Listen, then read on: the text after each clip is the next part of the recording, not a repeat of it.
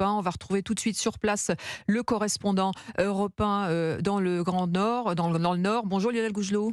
Oui, bonjour Céline, bonjour à tous. Un grand merci à vous d'être avec nous en direct. Alors vous êtes sur place, Oui. L'onde de choc évidemment est colossale du côté d'Arras.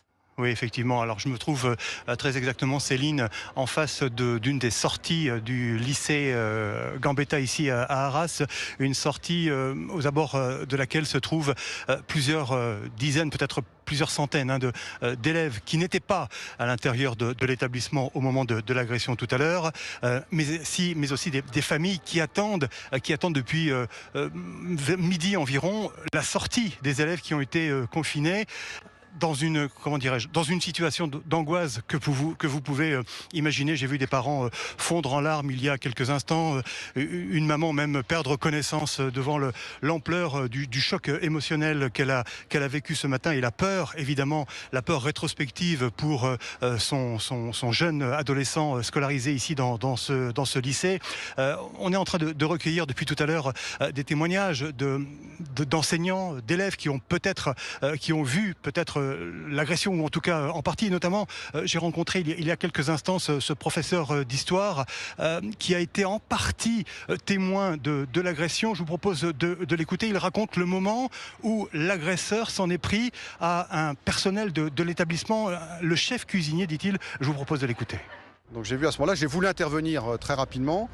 En lui demandant de loin, et j'étais à 4-5 mètres de lui, demandant mais c'est pas possible, vous pouvez pas faire ça, etc. Et j'ai vu qu'il me repoursuivait. La personne qui était avec moi m'a dit n'y va pas, il est très dangereux, il a des couteaux, t'as aucune chance, etc. Donc j'ai fait demi-tour et j'ai dû effectivement m'éloigner. Je me suis barricadé derrière une porte vitrée.